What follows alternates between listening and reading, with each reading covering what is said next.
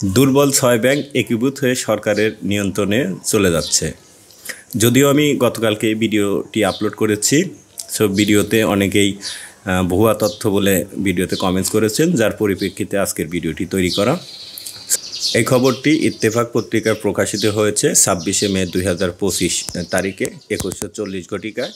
এখানে বলা হয়েছে, দেশের ব্যাংক খাতে বড় ধরনের সংস্কারের উদ্যোগ নিয়েছে সরকার। দীর্ঘদিনের লুটপাট অনিয়মে ক্ষতিগ্রস্ত ৬টি বেসরকারি ব্যাংককে একীভূত করে সরকারের নিয়ন্ত্রণে আনার সিদ্ধান্ত নিয়েছে বাংলাদেশ ব্যাংক। আগামী জুলাই মাসের মধ্যে সরকারের নিয়ন্ত্রণে আসবে এই ৬টি ব্যাংক। সোমবার ২৬শে মে বাংলাদেশের governor doctor Ahsan H Mansur গণমাধ্যমকে এ তথ্য নিশ্চিত করেছেন। একীভূত হওয়া দুর্বল ব্যাংকগুলো social Islami bank limited, first security Islami bank, global Islami bank, union bank PLC, Exim bank এবং national bank. Bangladesh bank governor doctor Ahsan H Mansur বলেছেন, ৬টি ব্যাংকের আর্থিক স্বাস্থ্য পর্যালোচনার পর এই সিদ্ধান্ত গ্রহণ করা হয়েছে। সরকারি প্রাথমিকভাবে এসব ব্যাংকের মালিকানা গ্রহণ করবে। ৮ জুলাইয়ের মধ্যে এসব ব্যাংকগুলো সরকারি মালিকানায় নিয়ে প্রয়োজনীয় পুঁজি যোগান দেওয়া হবে।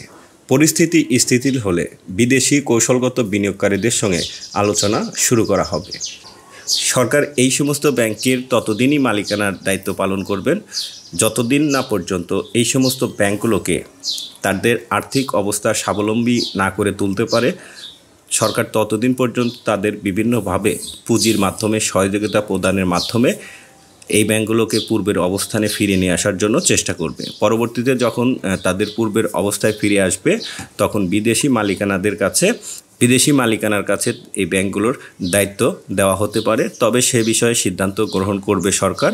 পরবর্তীতে এই ধরনের সিদ্ধান্ত আসলে আমি আপনাদেরকে অবশ্যই জানিয়ে দেওয়ার চেষ্টা করব। তো সে পর্যন্ত সবাই ভালো থাকুন। আসসালামু আলাইকুম।